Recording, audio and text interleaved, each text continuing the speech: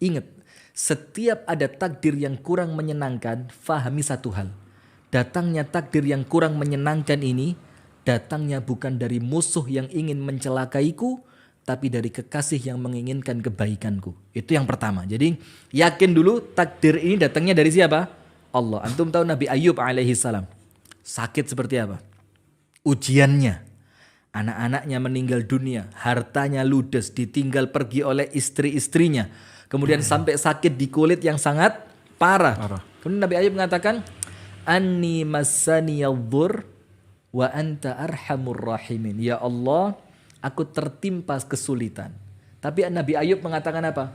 Wa anta arhamur rahimin. Dalam keadaan aku tetap yakin, ya Allah, Engkau adalah zat yang maha pengasih. Nah, maka nomor satu, ingat, takdir apapun yang Anda hadapi, yakin.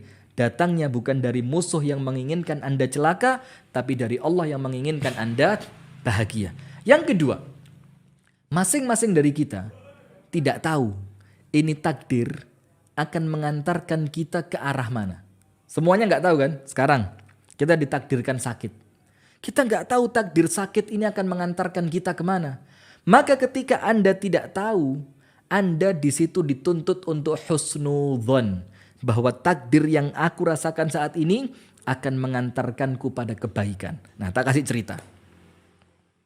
Ini yo jawab, yo cerita untuk melengkapi materi juga ya. Begini.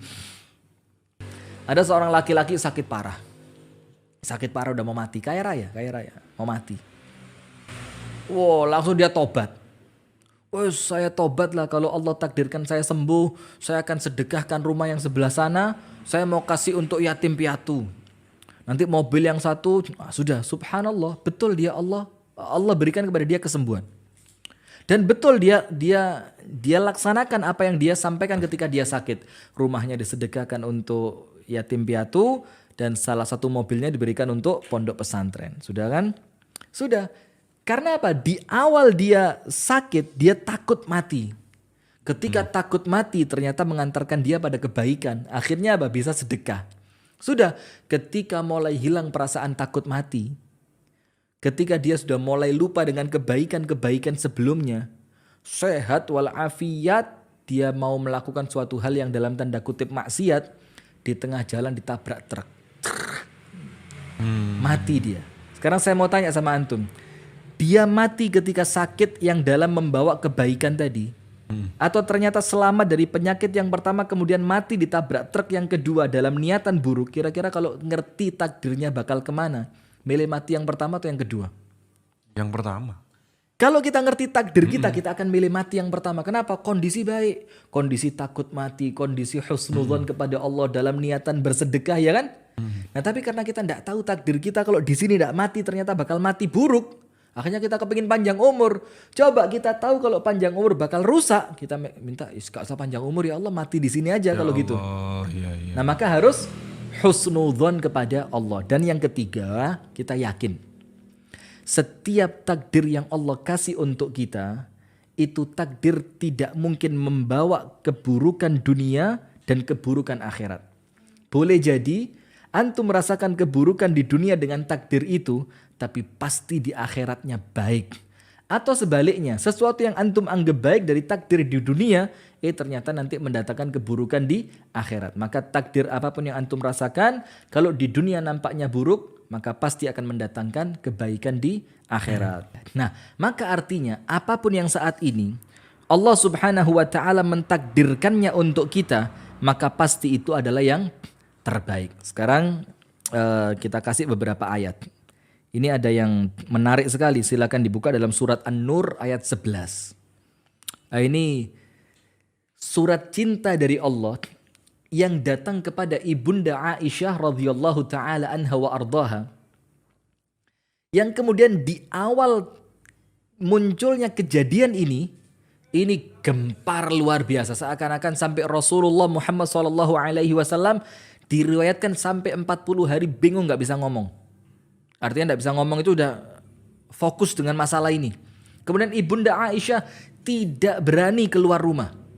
Apa itu? Hadithul ifk, yaitu tuduhan yang disampaikan oleh orang-orang yang tidak suka kepada Ibunda Aisyah, bahwasannya Ibunda Aisyah melakukan perbuatan keji katanya. Kan begitu.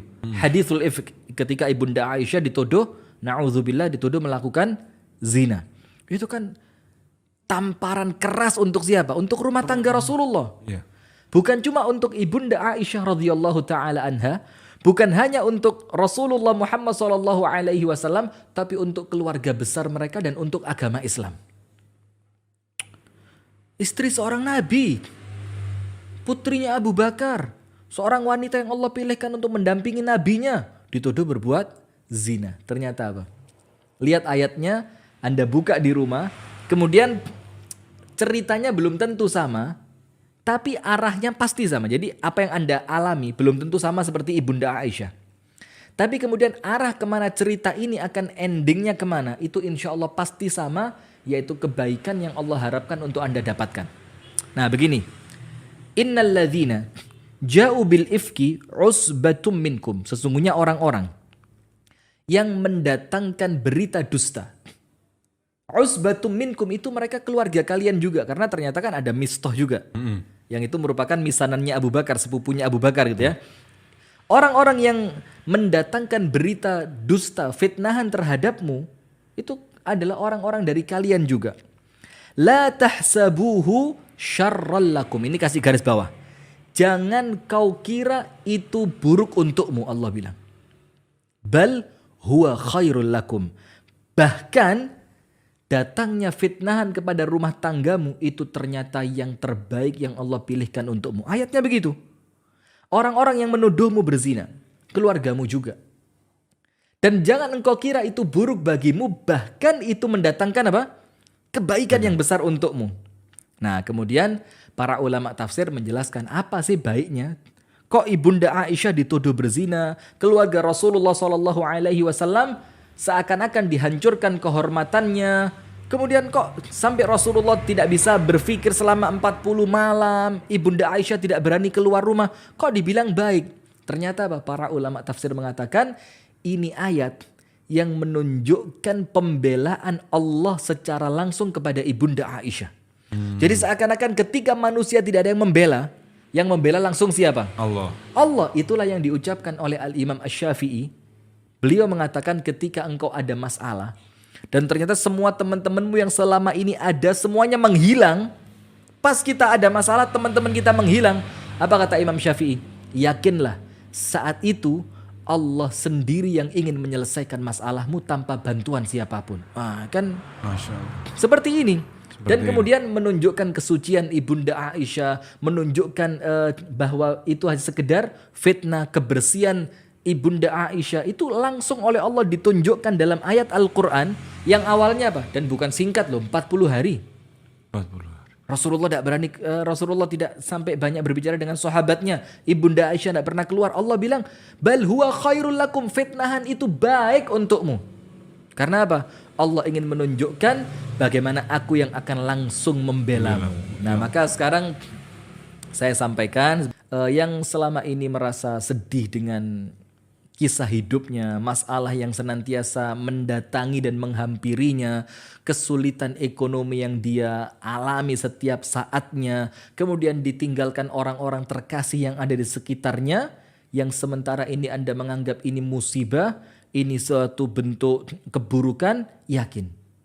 Tidaklah Allah Subhanahu wa ta'ala menetapkan suatu takdir untuk Anda, kecuali takdir itu pasti yang terbaik. Dan Allah menitipkan surat cinta yang terindah di balik setiap takdir yang kita lewati dalam episode kehidupan kita. Wallahu ta'ala a'lam bissawab.